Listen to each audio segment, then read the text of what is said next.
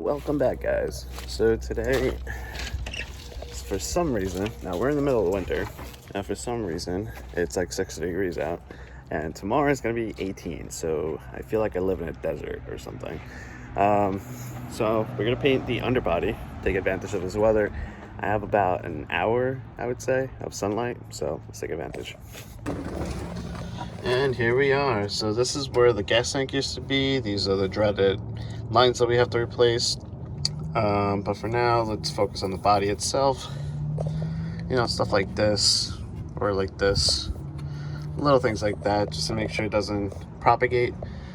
This is what I was talking about before. This is something I did over 10 years ago, where I tried to rust-proof the underneath of the car. I use the same stuff that we've been using, the POR 15, POR 15. So clearly it holds up pretty well. Not sponsored or anything, I'm just suggesting a product here. But let's keep looking. We got some rust here. You can probably just wire brush, not a big deal. Threads are okay, I guess. Yeah, not bad. Let's look inside on top. I guess I didn't really get coating up here because I don't really see much. So we can coat that, no problem. This is gonna be a little bit of a problem though. I don't think we're gonna have enough time to. Oh, maybe I can just hold it up. Yeah, maybe I'll just hold it up. So we gotta coat that, but we don't have enough time to uninstall everything. Okay, and up here, yeah, a little bit of surface rust. I mean, the frame's pretty good, so it's not that bad. Over there, some more surface rust. I don't really use these. I think these were for the parking brake cables, or like that cage that holds the drive shaft, the OEM drive shaft, in case it like explodes or something. But we're not using that, so I'm not worried about that. I'll coat these anyway, just in case. But yeah, just minor surface rust, which I guess is stuff rubbing up against it. Not a big deal. I mean, overall it's pretty good condition. It's starting to bubble up a little bit. I'll hit it with a harder brush. I'm not sure how you call it, but it's not really a water brush. I'll show you. So sun is starting to come down, so we have about an hour to do this. Hopefully I don't need to wear a thicker jacket because it is going to drop from 50 to 18 degrees Fahrenheit. It's kind of crazy. We're supposed to get a storm too on top of that, so you can't paint in that condition. Anyway, but yeah, so before I get really started, this is what I was talking about. This is much harder grit. This is more of a wire brush. So we're gonna hit this on the harder spots and then come back and clean up with this. I'll braid it, so it'll take some of the paint, and finally come back and use some Scotch-Brite, then some of that POR 15 POR 15 Self Etch primer, and then if we have time, we'll do some rubber undercoating, again from POR.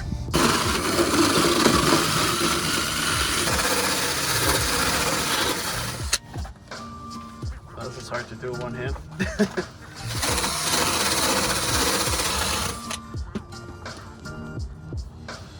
Well, it looks like we have good metal, so that's good.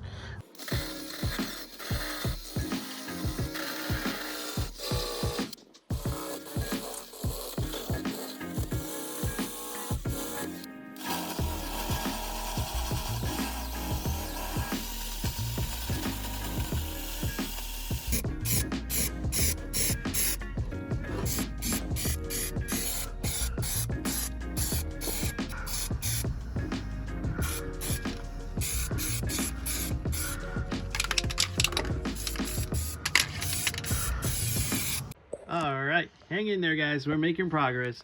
So I coated the rear underbody with the POR undercoating I showed you before, but my battery died, it's dark out, and it's freezing now. So I'll show you later. Here's the subframe after lots of cleaning up. You can see these areas where it looks like there's still some powder coating left over, but what's weird about this is that other than the subframe mount areas, I can't really feel the difference in surface height over the bare metal. So I don't know what kind of wizardry this is, but I tried paint stripper, wire brushing, and sandblasting, and I can't seem to get it out. So the surfaces are not rusted. I'm just going to leave it alone and coat over it. It'll be protected, so I'm not really worried about it. I'm just trying to avoid the grinder unless I really need to. Now I'm going to try to remove these diff bushings with a puller and some metal blocks behind it. They're really in there and I don't have a press right now, so wish me luck. I'll be right back. And back. Now I got them out. Check how bad these are. I'm so glad we're doing this. These look so dry. They're really stuck in there. Now after we're done, it's going to feel like a new car. Probably call it a 240 Cadillac. Alright, maybe not. Now I wish I could find some new one of these cups, but I haven't had much luck, so I don't own a machine shop. I guess I'm going to have to settle with just restoring them. Let's move on to the holes. So these holes look pretty beat up. I'm not sure what those cuts are about, but I hit the other one with the wire brush and check out the difference. Looking good. Now next I'm going to treat the surface. So I'm using some crud cutter, which is just a rust converter. I like the name. I'm using a solo cup and a sponge brush. And I'm basically just putting it everywhere. So you guys remember how bad these areas were. Seems to be working pretty well, but according to the instructions, I'm supposed to wait 24 hours, so we'll see how that comes out. But so far it's looking promising. It's been converting for the past, I don't know, 20 minutes. Any surface rust that I could find, anything like that, so seems promising. I'll be back. And it's the next day now. The coating is dry. Now it's time to spray some primer. I'm going to be using this SCM high build primer for some added adhesion. Now this is pretty flexible and it's good for steels, so it should work. Then I'm going to use some of that POR undercoating we used before, and this is good to stay away from that risky flaky powder coating I had to deal with before. Now this is good for salt and chemicals, so hopefully it'll stand against daily driving. We'll see. Now let's do this.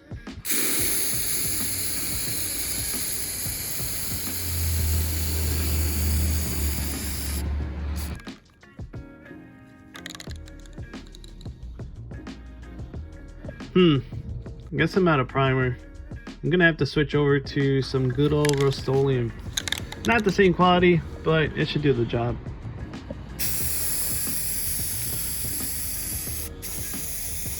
I ended up spraying about 3 coats, just to make sure I got proper coverage and protection. I think it came out okay, but the real tell is going to be on how the undercoating holds up to it.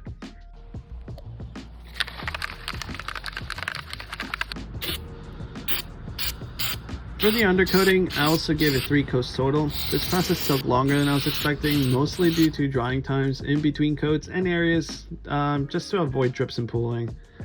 Man, it's looking good. What do you guys think? Alright, moving on. Time for the diff to get some loving. Now I just love these improvements. I know it's a lot of work, but it's all worth it once it's done. Now I gotta make sure I remove these bushings. I'm gonna hit the surfaces with a wire brush. Hopefully it cleans up nicely. I think the front is gonna be aluminum and the rest of the body is gonna be steel. So plan accordingly.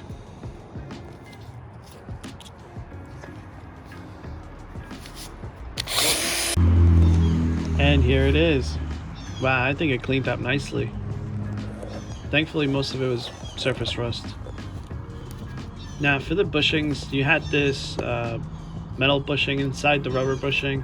I used a screwdriver and a hammer to get both of these bushings out. They're pretty stuck in there, so I'm not sure how long since they've been changed, if ever at all. Then I used some Gorilla Tape just to mask up the fittings, any threads or anything like that. And here's after the primer. And now after the rubber coating. I gave it the same treatment as the subframe, 3 coats each. And here's after it's all dried up. I did the same treatment for the knuckles, some wire brushing, masking, prime, and undercoating as well. It's all coming along. For the hardware, it's all very rusty and in some serious need of help. Unless I can find new hardware, bushings and all that for a reasonable price, I guess I'll be using this POR rust converter Now this does require that I submerge the hardware into the solution overnight. So I'm going to be cutting this 2-liter bottle and a couple others and use them as containers for this process. And I want to share this picture with you guys. This is after the storm we got after that 50 into 80 degree temperature drop I was talking about. I'm so glad I was able to coat the rear because it'll be days before this melts and if we even get proper temperatures. Now, thanks for watching this series. Hit that like button for me so we can share this and subscribe to keep up with the build. Next video, we'll get deep and dirty and rebuild the axles among other things. Lots more work, lots more content to come. See you guys in the next one.